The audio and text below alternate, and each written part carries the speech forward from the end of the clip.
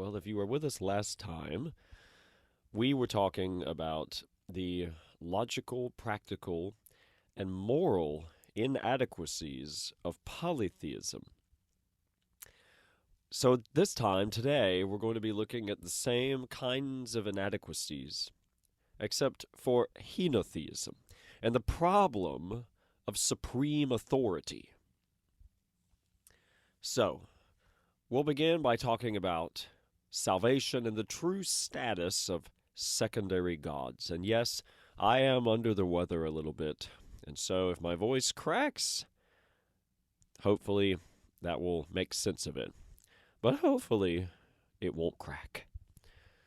So, Henotheism.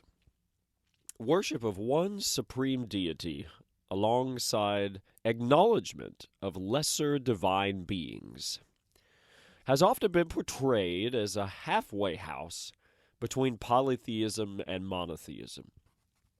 But whenever we examine its soteriological implications, that's, the doctrines of salvation, and its internal coherence, well, we find serious tensions. If only the one high God is infinite and omnipotent, then these subordinate, quote, gods cannot genuinely share in divine sovereignty or threaten salvation. In practice, henotheistic systems implicitly affirm the supreme deity's unique power over life, death, and redemption, making them, in effect, monotheistic in soteriological principle. So, let's think about this. So, like the henotheistic framework and its inherent tension. So, by definition, a henotheist acknowledges a supreme God, the sole object of worship, yet concedes that other divine beings or spirits exist. These secondary beings may be called gods, but they lack the attributes that Western monotheism ascribes to God. Omnipotence, omniscience, and the power to grant or revoke ultimate salvation. Well, this creates a paradox. If the true salvation, liberation, resurrection, divine favor, etc., can come only from the supreme deity, then what role, if any, do the other gods play in the economy of redemption? You see, in most henotheistic systems, excuse me, salvation, or divine blessing, is explicitly a gift of the supreme God.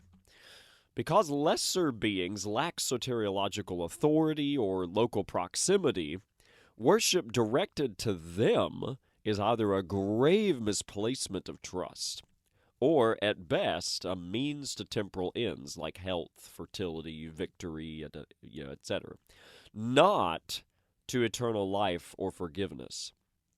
That's too big for them. That's only for the Supreme Being to give. And so, henotheism implicitly reinscribes a monotheistic hinge. Only the Supreme God can redeem, rendering secondary deities functionally akin to something like angels or demons, powerful, but not God. Not the way that we think about him in the West. Henotheism may be characterized at root by what one might call functional polytheism. The acknowledgement of a multiplicity of divine agents operative in the world, coupled with relational monotheism, the conviction that only one deity wields ultimate soteriological authority, or is deserving of worship. In principle, a henotheist treats each lesser deity as having a circumscribed jurisdiction. They may say, I invoke X for rain, Y for fertility, this god for this goddess for this, while reserving all petitions and hopes for final deliverance, resurrection, forgiveness, eternal life, stuff like that, to the one supreme God, such as I rely on this God alone for salvation, because they're the only one that can give it. Well, to give you an example, since we are talking about in this whole grand scheme of things why I still believe in Jesus, consider the Hebrew Scriptures. They give examples of how precariously this balance can collapse into either wholesale polytheism or a juridical form of monotheism that offends the very moral code it seeks to uphold. The Decalogue's first injunction, you remember? Exodus 20, verse 3? Yahweh said, "You shall have no other gods before me." Well, this appears unambiguous, and yet, scarcely weeks after receiving these commandments on Sinai, the Israelites demand that Aaron, you remember, he fashion gods to go before them in Exodus 32, verses 1 through 4. So, Aaron's declaration in verse 5, he says, "Tomorrow is a feast to Yahweh."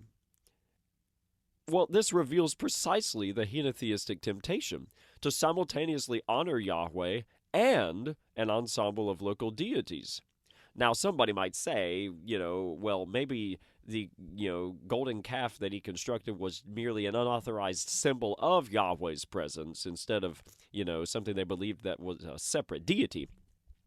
Well, the act of constructing and venerating it constituted a violation of divine injunction, because it ascribed true divinity to an image in lieu of the invisible, all-powerful God that said not to do that.